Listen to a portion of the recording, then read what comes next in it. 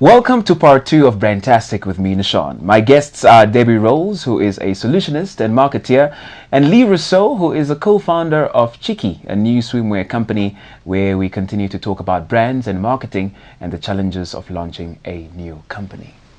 All right, let's also talk about branding for Cheeky as well, which is your company. Yes. Take us through your strategy in terms of the marketing plan. Okay, so like Debbie actually mentioned, like for us, so we did our brand heart. That kind of set up, where we wanted to go, what was important to us, and kind of what we want to portray to, our consumers, our citizens. Yeah. And for us, really, I do most of our marketing. It's really a day-to-day thing at this point. It's like, what did I do today that worked? What did I do today that made this message clear, that made the consumer really believe that this is authentic to us and that like we are steadfast in, doing the things that we claim to be doing. If we say that we are here to support women, what am I portraying today that makes them believe that I'm supporting women? So really for us, it's a day-to-day thing. And then you see something and you're like, I posted this, it didn't really work. Maybe, this was not the best idea. Okay, let's rather not do that. What is something else we could do? We found, this is a really random example, but we've the brand is very woman centric, but we came across this guy last week and he's been diagnosed with cancer for the third time, the same cancer for the third time, and he has to undergo another transplant and hope that his previous donor is going to donate again. And we just decided, we're so drawn to this guy that we are going to try and help in whatever possible way for Cheeky to help. Yes, he doesn't maybe fit the woman part, but his attitude is cheeky. He aligns with he is. He aligns with all our other missions and all our other values, and why not? Why can't we get all our consumers to maybe sign up as bone marrow donors? So that's the thing. We're constantly reevaluating, see where we can do it better, see where we can, be more authentic and show people this is really what we're here to do. Many companies use social media influencers as well as, above the line traditional marketing. Is that something that you've done as well with Cheeky? So one, I'm very untraditional. I don't like anything being done the way people expect it to be done. I don't like following a trend just because it's there unless it makes absolute sense. Love that. Influencers for us don't make sense because right now, because what is an influencer? It's someone that people look up to, and these days, is it really someone that or is that lifestyle really attainable to the most of us? Do most of us look like that? Do most of us really have that lifestyle? I don't think so. So what we're actually doing is we're going to start an ambassador program where we pick the girl next door that is relatable to you, that has a story similar to you, that looks like you, that you can be like, what, I kind of, this is sort of my shape. If she can do it, so can I. And then on top of that, we also want our ambassadors to, beyond just promoting the product, to join us on our corporate responsibility and social responsibility and actively aid to empowering women. Do you think that's a good marketing strategy, Debbie? Oh no, I think that I'm enthralled. I come into these things with an open mind and a curious heart. I learn so much. It's incredible. I must just say, so two things that I really picked up on what Li was saying now is one, guys, you have reflection. It's so beautiful. What a process. We are so busy that you must just reflect. To me, it's so much about self-awareness and reflection as an entrepreneur. Okay, just to keep yourself in the game and say, oh, it's working, move, it's not working, but reflect on the things that you're putting out into the world. And I really love that because, again, find your tribe. Okay, people who believe what you believe. And I think that's such an authentic way of going about building a brand. Okay, it's about just being you. Okay, show up and be you as a brand in the world. It's not so much, definitely, I come from a brand background. There is a space for advertising. Let's just absolutely. Absolutely, yes. You have to tell people what you're doing, they will not know about you, okay? But when you're putting yourself out there, and obviously authenticity is one of the values, I assume, of the company, absolutely, is you can pay people to do a lot of different things, but influence is kind of a dangerous grey space, and I think micro influencers are much better in terms of where the world is shifting. and that will represent the brand. Okay, so that showing somebody who looks like me is the brand. Okay? Yes. And that experience. So I really like that space. So Thank you. yeah, and customer journey, guys. Another buyer's journey. Look at how the customer, the customer journey. How do they go about making that decisions? How are we putting out information to show them? Oh, you have a problem. You can't find a swimwear that fits. Look. Yes. Here, look at this. This is how you can choose, and be generous with your content, and your information. You're Yes. adding value. Yes. They might not come and pick your swimwear, but show them how to choose. Absolutely. A costume that is best for them. Absolutely. And it might not be with Cheeky, it might be somewhere else. They'll appreciate that and find that authentic, and probably come to support the brand. On that, we've actually added like a value addition of ours is you can send us your measurements and we will guide you into picking your like perfect size. But again, that doesn't mean you have to buy Cheeky's swimwear. You can then go to a different shop and buy their swimwear, but we've already helped you. And like that's not something we're charging for. No, it's just something we're doing. Yeah. It's part of the service. Absolutely. It's really fantastic. So do you think that the customer journey is important? Absolutely. Like Debbie is saying, like it's important what we are putting out there. So obviously, we're going to be based online. There's no physical store. So you're already taking the touch sense away from people, and essentially like sight as well, because seeing it on screen and seeing it in person is also different. So we need to hype what we're putting out there and provide as much good information on there for them to be like, you know what, I really need this, and then streamline the process for them getting that product. And then we've also added some value additions, like they get a nice little bag and, all these other things. So you're really getting more than what you're paying for. And we want it to be an enjoyable process. Not just, I'm buying swimwear. Like, I'm not trying to sell you swimwear. I'm trying to sell your story. And I'm trying to build a community. Now, as people now speak a great deal about their brand, Debbie, how do you think one should work on their brand? Or if people want to work on their brand, what should they do? In terms of your own personal brand or business brand? Or business brand, both. Yeah. Okay. It's really getting to the heart of it. Okay. So starting and say, okay, well, what do we, from a rational point of view, what do we want to be described as? Okay. What are we? First of all, putting it out in the world. Yeah. Okay. What are the benefits to the consumers, guys? It's about benefits to a consumer. Right. So because this person uses my products, they are going to be able to experience X, Y, and Z. Yeah. What is that? And because I wear a Cheeky costume, what is the benefit to me? I feel like I'm making a positive impact on the planet. I'm making the right choice. And that emotional part, like, what is this? What is the personality and why? People these days, why I must believe why Li is doing this. Okay, why is she doing this? What is the heart behind this brand? Really, really important. And reflecting on those things, because if you don't know what you stand for, absolutely, no one else is going to know what you stand for. So very important. Okay, and position yourself in the market. Position yourself in a space. There's so much opportunity. There's the whole world. Okay? You can't supply the whole world. So understand what that little segment is. Who are you talking to? Are you talking to every single person that needs a costume? Probably not in the world. No. Are we talking to people who want to live in a better planet or be kind to? Oh, okay. Yeah. So they need a swimwear choice. So you narrow down that market and understand where you can add value and focus there, guys. Work on your strengths. Okay. Focus in that space. And do tick the boxes, okay, in terms of going out there. And do you constantly have to, work on your brand? Do you have to look towards the future all the time? So I think that's one of the big shifts as well that has changed over the last few years in terms of running a business and running a brand. Like I said, before it would be like, what is our vision? What is our 20-year plan? You know what I mean? And we don't even know what's happening in December. Okay, let's be honest. Right. So to me, it's about that purpose. Is about what I do every single day to move in that direction and to move. So what is the world that I'm working towards? What is the world that I imagine? Let me picture this world, okay?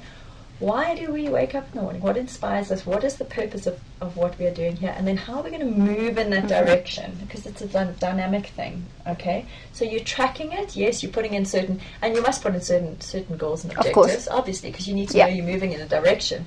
But to me, it's about every day. What are the steps we take this morning to move slightly closer to that vision or that's the world we want to create? And also, this one is also directed to you, Debbie. Does social media help with brand identity? Everywhere you put out communication or visuals of your business helps with brand identity. Right. You are creating, remember, a touch point.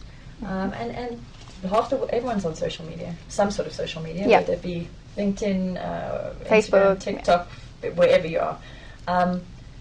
To me, it's really important that those messages talk to each other. Yes. Okay, that there's consistency and you're setting a tone, a voice, a personality, and being real on all of those different platforms. Each platform has a space, but it absolutely helps. And you will connect with the people who are relevant. Yeah. Okay, moving your brand forward. So what do you plan for your brand in future, Miss Li? So I love talking about like expansion at home. Yeah. When no one can hear about it. So I need to say this in the most like secretive way. Yeah. So definitely like the swimwear line that we have now, we're definitely going to continue with that and expand like size-wise, obviously with our offering for women.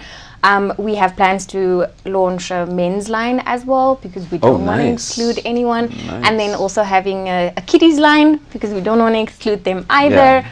And then recently we've actually also decided to maybe branch into like a little different avenue, but that kind of still adds value to swimwear. We've also decided to start sort of like an academy vibe where we will pass on, like you said, it doesn't help sitting with all the knowledge. Yeah. So we want to actually like share with other people, like what is our journey been, like how can you start your own company, you know, let's help each other. Like, let's help other women start their own company. Like, why not? So there's a lot going on. There's a lot of planning happening. There's a lot of different directions. Like Debbie said, you don't have to limit yourself to just one thing. And if we create an authentic enough brand, people will buy into the other avenues. How many times in a week do you have to work on your brand? I work every day. I don't stop. I don't stop. The hardest part for me is to actually go sleep at night because I will like at 3 a.m. be like, oh, that's brilliant. I need to like jot that down. It doesn't stop. It's constant. It's every day. Would you agree with that? Absolutely. But just remember your brand, to me, here's the brand and this is the business. It is not. Your brand and your business are one thing. Yeah. Okay? Especially if you are an entrepreneur-led brand, okay? Very similar to the personality of the entrepreneur or the starter, the founder, whatever you want to call them. You're always working on your brand. Yeah. Every conversation, every proposal you send out, every email has a tone. Yeah. Every image you put on social media, it is all about your brand. And it's not in a silo. Okay. When you're working together in the organization, the culture is the brand. Okay. Because people are going to talk about you, and that's what you want. And you want that brand voice to be multiplied. Luckily for us, working in the space of sustainable business, purpose is a multiplier of performance, and so that's fantastic. And I think hats off to Li. It is a difficult space working and trying to create sustain. It's wonderful, and a lot of brands around the world are in a little bit of a dangerous area here because greenwashing and purpose washing is a thing. Everybody's like purpose this, purpose that. Let's just put it on the table. Everybody can have a purpose, whether that's a good purpose or a bad purpose in terms of creating a positive or negative impact in the world. It's two different things. Okay, so not every business or brand has to be a charity. We need good businesses who are running with good business practices to develop in this area and to have a positive impact in the world. But 24/7 you're working on your brand. I don't encourage it. I think I think entrepreneurs are in a dangerous space. You need to rest. Because that's where creativity lives, in the space in between. But when I'm saying when you are actually doing things, you are working on your brand.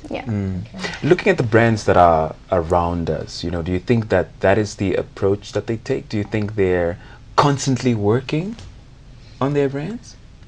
I think some brands are very fragmented in terms of their communication. Yeah. And it also, guys, also if you are in a small business or if you are working all the time on your brand, you also lose perspective. Okay.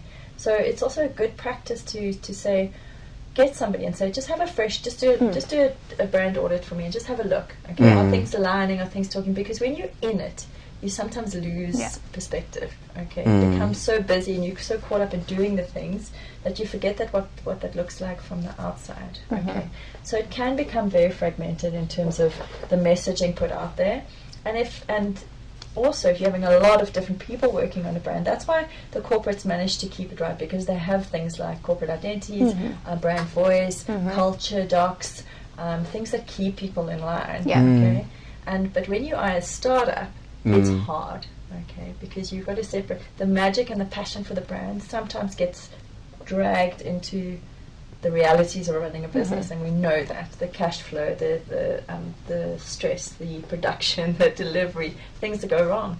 Okay, so it's important to zoom out and to develop that practice of reflection and awareness, and really look at it holistically and say, put it up on the wall. It's awesome. Print out everything you've done, stick it up, and say, is this one message? You know, what are we putting out there? Okay, what are we telling people about ourselves? So Debbie actually phrases it in a much like lighter and nicer way. Like how I say it is, there's no space for emotion in business. So I'm a lot more aggressive in what I say, but it's basically the same thing. Like you cannot. Nobody cares if you're having a bad day. The business needs to run, and the business message cannot be affected by you having a bad day. And so that stepping back and always just looking at, like, not as you as an individual, but you as the owner, or like looking at as the business and the brand. Like, so that's, I try and do it that way. Absolutely. All right. So Debbie, if you are doing your company or selling your products, in all territories of the world, does a brand have to start thinking like an international company as well, instead of just thinking locally? Look, absolutely. Yeah. Okay, because if we start to talk about the context in terms of cultural context, different messaging, so that's why you'll find with the big corporates, they have offices in each. I mean, they will have in South Africa, because the way that we communicate, the tone of language, the voice that we use, it'll have slight nuances which would be totally different to another market. Okay, so that needs to reflect in your brand. Obviously, we're living in a global kind of world at the moment. So if you're selling things online, and that's the challenge, is what is the human experience in the digital space? Okay, and really thinking about what is the experience, what is the unboxing experience in a digital space. But you have to. It's about knowing your market. You've got to go back to know the market. Okay, how are we going to portray this product or this messaging in this market? Everything, they're different. It's about context. So did you, Li, when you started your company Cheeky, did you also think internationally, or did you just think just here? So I'm going to be like 100% honest. We were like, you know what, we're going to be a Namibian swimwear brand, sustainable swimwear brand, and we're going to sell to Namibians. And it literally took us probably a month, and we were like, why should we just sell here? It doesn't take away from us identifying as a Namibian brand, but why not sell to everyone? Swimwear it's a global thing, and the message that we're trying to portray is also a global message. So we were like, you know what, scratch that, international, let's go. Let's have it everywhere. We've actually we shipped off our first international package, and it's been worn in it's been worn in Doha, and I'm very proud that it made it all the way. So no limits here. How did you get the marketing brand out of the country? Well, there's really no limit with social media, because everybody has access to your page, and nobody. If you're really looking for a sustainable swimwear, you don't really care that it's coming from Namibia or South Africa or whatever. So if you're looking and the message that I'm giving you resonates with what you are trying to purchase, you will purchase from me. Obviously, a nice benefit for us is we've traveled a lot. We've met people in lots of different countries, lots of different spaces. And so these people, also follow what we've been doing, and they're like, oh, Li and Belinda have a swimwear line, let's buy. And then that's also And how it's absolutely, been. if people fall in love with your brand, doesn't matter where they are, Yeah. they're going to talk about it. Yeah. Okay, so they're going to share that message. And I mean, the power of reviews, consumer Exactly. endorsement online, on social media is huge. And I want to hear from a person, oh wow, this is amazing. I've Yeah. worn it, it's awesome, it's comfortable. Yeah. You know, guys, check this out, and it's sustainable. Exactly. Give it a shot. Yeah. So I think there's no boundaries in terms of, but it's understanding that, you know, Who is exactly. who is that consumer. Yeah. And then it will grow Yeah. out Yeah. internationally. Do you think that it's as sustainable when you're selling it out of the country as compared to within the country? I think so, because one, the product is sustainable. The Yeah. product is 95% of our. Firstly, our manufacturer is a green manufacturer. Let's start there. Then our product is made of recycled plastic bottles and fishing nets. The plastic we have disintegrates in 24 hours. Our bag is made of recycled cotton. So the only plastic and the only aspect that makes it non-sustainable is DHL's plastic. And that doesn't fall on me because that's not my brand. So whether it's here or there, the sustainability from our side is there.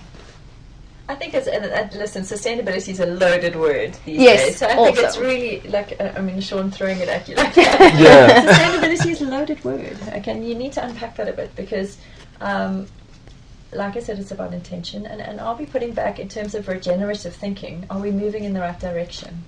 Okay. What else are we doing? Yeah. You know, in that space, you could ship from anywhere in the world. It might be that one day you ship directly, you know, from that manufacturer to that, Yeah. that space in terms of carbon footprint. But I think it's a loaded word, and I think it is about this package and this combination of things, and it's about intention. Yes. Okay. Yes. So I think in terms of that space, doing a great job. Right. So Lee, coming back to you, I've noticed that you've been nodding and you've been agreeing a lot. I love What Debbie! Debbie I is love saying. Debbie! So how useful did you find the information that she's been sharing? Do you know what? It's like two parts for me. It's like one, it's so nice to have someone of like her stature and like with her world of experience. Kind of just, you know, pat me on the back and be like, you're doing something right here. Because Yeah. I mean, coming from an aeroplane, you can ask me anything about an aeroplane, I can answer it. But I have no formal training in marketing or branding or social media. Everything has been self-taught and, you know, figuring it out along the way. So for someone like Debbie to be like, you know, something here is working, like that's amazing for me. And it makes me feel like more confident in our brand and the direction in which we're going. But then it's also been really nice to hear these things that Debbie has said. And there's a lot of things that I've picked up and I can't wait to get my phone so I can just note it all down and be like, you know, because now I've found valuable information that I feel like we can, you know, carry over into our brand. Like not rebranding, but rethinking once a year, you know, sitting down, thinking about these things. And I actually think it hasn't been a year for us, but I think we are at that point now where we can actually sit and maybe just relook at everything because so much has changed within from when we registered to where we are now. So this has been very, very valuable for me. And I'm sure Debbie wouldn't mind, you know, to have a little session later. If she's keen, absolutely. Like I'm keen, so I would love that. At this very stage, Debbie, do you have any advice to Lee and her partner as they, of course, you know, taking off? I think it's a valuable thing. I think after almost a year to really reflect, okay, and have a proper. It's about putting a stake in the ground and saying this is where we're at after year one, okay, and reflect on all those aspects. Where our audience is, you know, what's our brand looking like? What are we standing for? And really looking at and how is that linking through the whole business? You know, are we doing the right things? Are we moving? It's literally to me about moving in the right direction. I think that's really important. Other than that, it's I love the 24-hour practice. It's a beautiful, you can do a reflection exercise every morning. I've got a purpose-driven to-do list, which is really about every day writing down your purpose, writing down your values, who am I going to connect with today, how am I going to move in this direction. And look after yourself. Rest, reflect, sleep, keep up your energy, and most important, you've got to have that space. Create space for thinking. What do we have to say? That's fantastic. That's fantastic. Awesome stuff. Debbie Rowles, Li Rossouw, that's all the time that we had. Thank you so much for appearing on Brandtastic. Thank you for having Thanks, us. Nashawn. Don't forget, all our episodes appear on all platforms, including the 99FM app, YouTube, Spotify, Apple Podcasts, Amazon Music, and Google Podcast platforms. Plus, you can download every episode to listen again. Please join me, Nashawn, next time for Brandtastic.